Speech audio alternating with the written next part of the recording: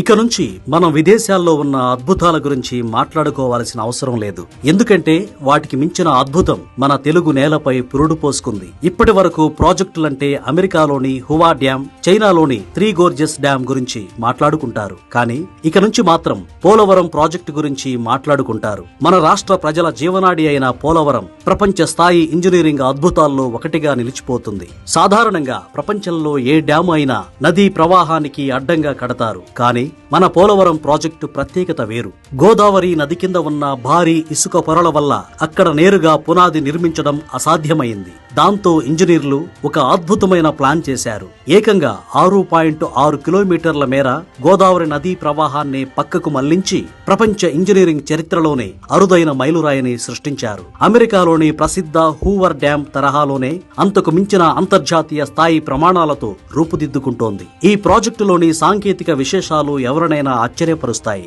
నది ఒడ్డున నీటి ఊటను అరికట్టడానికి భూమి లోపల ఏకంగా 95 కిలోమీటర్ల లోతున, అంటే దాదాపు 35 అంతస్తుల భవనంతో సమానమైన భారీ కాంక్రీట్ డయాఫ్రమ్ వాలును విజయవంతంగా నిర్మించారు. అలాగే వరద నీటిని సురక్షితంగా బయటకు పంపడానికి 1128 మీటర్ల పొడవున నిర్మించిన స్పిల్వే ప్రపంచంలోనే అతిపెద్ద నీటి విడుదల సామర్థ్యం ఉన్న నిర్మాణాల్లో ఒకటిగా నిలిచింది. దీనికి 48 భారీ రేడియల్ గేట్లను అమర్చారు. ఏకంగా 50 లక్షల క్యూసెక్కుల నీటి విడుదల సామర్థ్యాన్ని తట్టుకునేలా దీని డిజైన్ రూపుదిద్దుకుంది. అంతేకాకుండా ప్రధాన నది భాగంలో 1750 మీటర్ల పొడవు, 41 మీటర్ల ఎత్తులో ఎర్త్ కమ్ రాక్ ఫిల్ డ్యామును నిర్మిస్తున్నారు. ఈ ప్రాజెక్టు ద్వారా తెలుగు నేలకు లభించే ప్రయోజనాలు అపారమైనవి. పోలవరం మొత్తం నీటి నిల్వ సామర్థ్యం 194 టీఎంసీలు. దీని ద్వారా 7.2 లక్షల ఎకరాల కొత్త ఆయకట్టుకు సాగునీరు అందటమే కాకుండా 23 లక్షల ఎకరాల పాత ఆయకట్టు స్థిరీకరణ జరుగుతుంది. విశాఖపట్నం నగరం,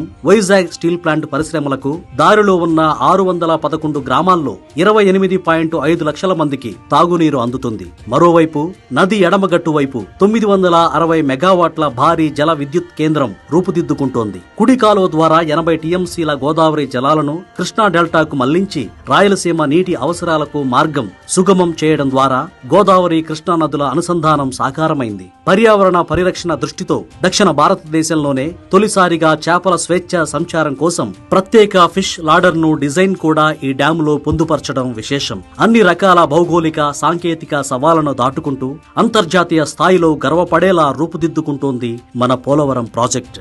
ఇది కేవలం ఒక ప్రాజెక్టు మాత్రమే కాదు, తరతరాలకు మేలు చేకూర్చే సజీవ ఇంజనీరింగ్ అద్భుతం. ఈ మహాగాథను చూసి తెలుగువారిగా మనమందరం గర్విద్దాం.